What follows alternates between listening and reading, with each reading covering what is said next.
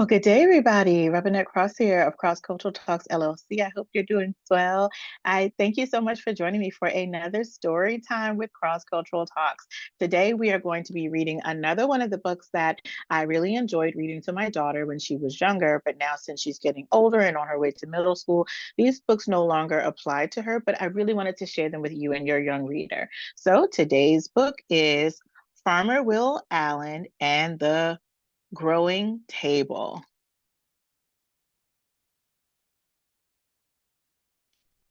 This book was written by Jacqueline Briggs Martin and illustrated by Eric Shabazz Larkin.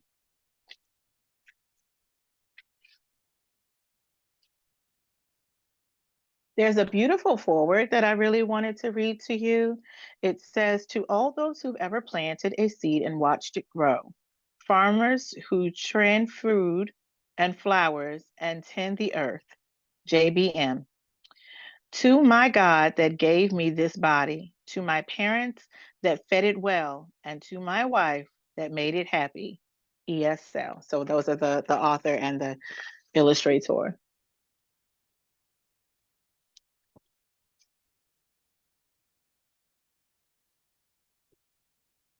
Farmer Will Allen is as tall as his truck. He can hold a cabbage or a basketball in one hand. When he laughs, everyone laughs, glad to be in his crew. When he talks, everyone listens. But some say the special thing about Will Allen is that he can see what others can't see. Are they right? When he looked at an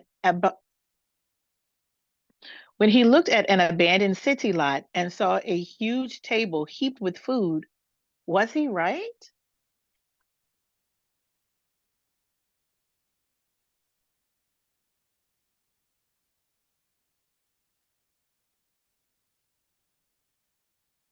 When Will Allen was a boy, bowls of peas, greens, and his favorite lima beans with ham covered the kitchen table.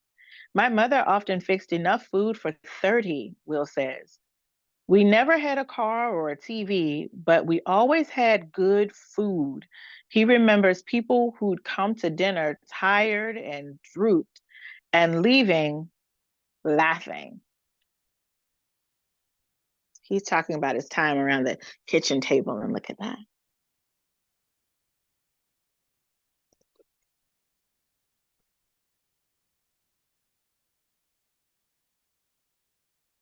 Will's family grew most of their food. Will loved the food but hated the work. He planted to quit. He planned to quit on he planned to quit on planting, picking, pulling weeds, leave those Maryland fields for basketball or white shirt work. And he did. He graduated from college and moved to Belgium to play professional basketball.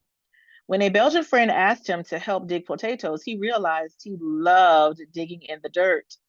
He grew so much food that he and his wife Cindy covered their kitchen table with Thanksgiving dinner for a team of basketball friends.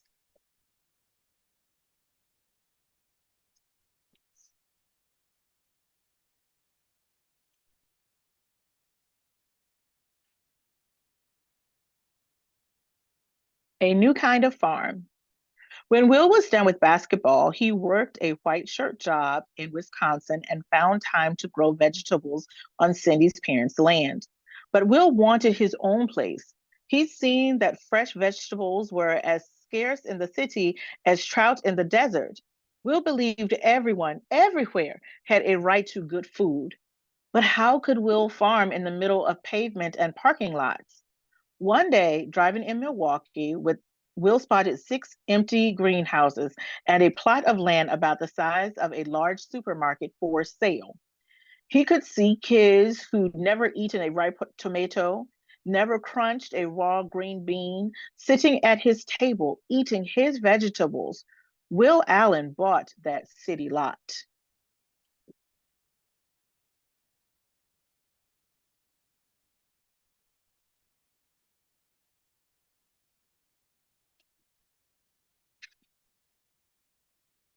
The dirty soil.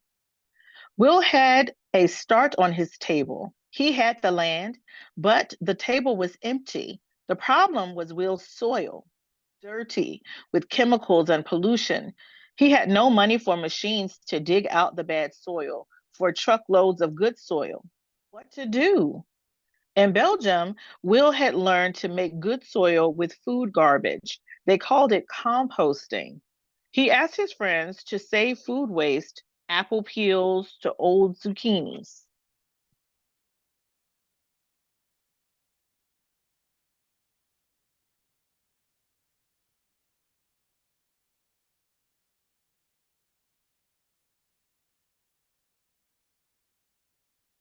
Will collected those scraps in big white buckets and dumped them into piles. He added hay, leaves, newspapers, red wiggler worms, and water. Every now and then he turned the piles to get air into the mix. Neighborhood kids stopped by to ask what he was doing. Will told them about the piles and the red wiggler worms that would help the garbage become compost. The kids came back day after day to help.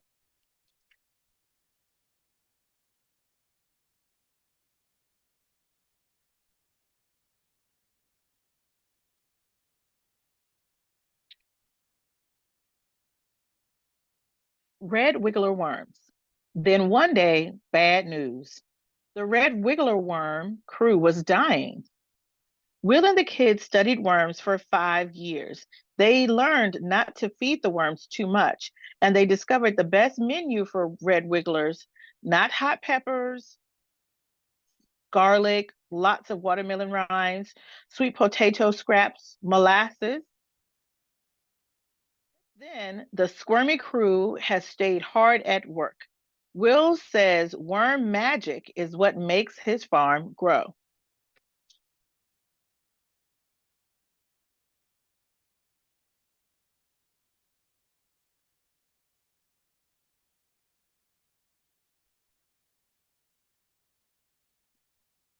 Making a bigger table, growing power. Once Will had good soil, he was ready to plant vegetables, but he didn't have much space. How could he grow enough food on a small city plot? Will Allen looked around. He saw that he had all the space from the soil under his feet to the top of the greenhouses. He hung plant baskets from the ceiling. He grew greens in buckets, greens in rows. He crowded shelves with pots of spinach, chard, lettuce. He grew stacks of tiny salad sprouts in boxes, hundreds of boxes.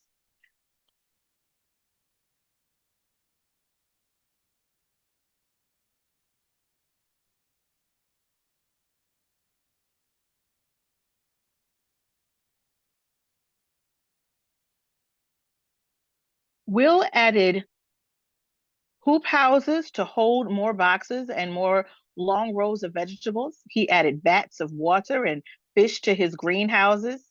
Fish wastewater grows the sprouts. The sprouts clean the water for the fish. Fish, water, sprouts work together like a three-part farm machine.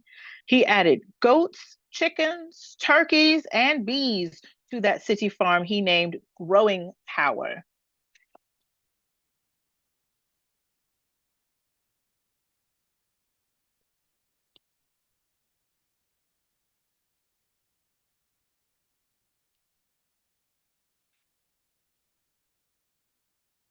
Finding farmers.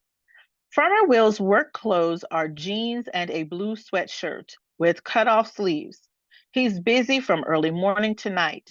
Still, one person could never grow all the food Will wanted to grow. Where could he find more farmers in the middle of the city? Will Allen looked around. He saw teenagers, school children, parents, grandparents. He taught them to be farmers. Then Will's table held as much as several supermarkets, thousands of pounds of food. Neighbors who live in high rises far off the growing ground came and still come to Will's farm to buy fresh vegetables, fish, or eggs. People have gone and still go to fancy restaurants to eat Will's food. But Will wanted his table to feed folks all over the world. How could he build one huge table that crossed continents? I know that's a very ambitious thought, right? I'm excited to see how he made that happen.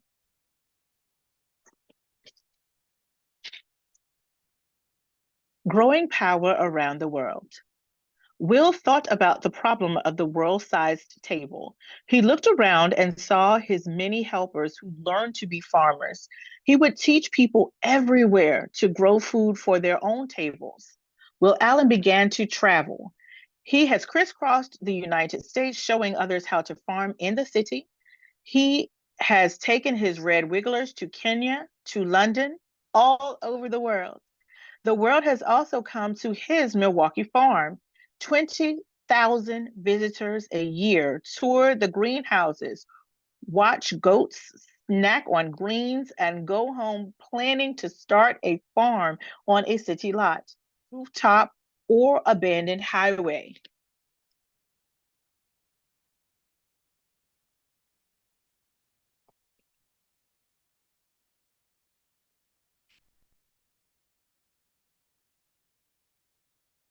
Will and the 50 million. Is Will Allen done? Never. We need 50 million more people growing food on porches, in pots, in side yards, he says. Will is always looking for new ways to make the table bigger, more schoolyard plots, a vertical farm that's 5 stories high, farms in empty factories or warehouses. Will Allen dreams of a day when city farms are as common as streetlights and every table is covered with good food.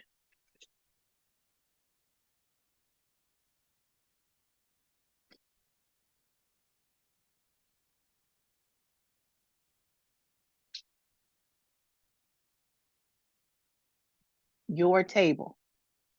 Will Allen can see what others can't see. When he sees kids, he sees farmers. Will you be on Will Allen's crew? You grow vegetables for your family, your neighbors, on your porch or roof or yard? How big will your table be?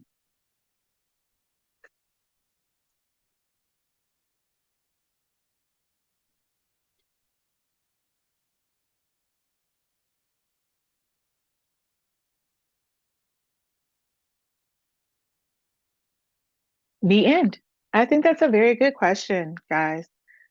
Are you able to grow? If you live in a city, it doesn't mean that you can't be a farmer. Now, Mr. Will Allen, this former basketball player who went to Belgium and he took all his skills and he learned how to use those skills and keep expanding them because he wants to make the world a better, healthier, more equitable place. What's on your table? And if farming is not something for you, you can see what can you bring to your table to make this world better. Make sure you can put that in the comments. What's on your table? How are you going to make a change? Let me know. I'm excited to see you grow.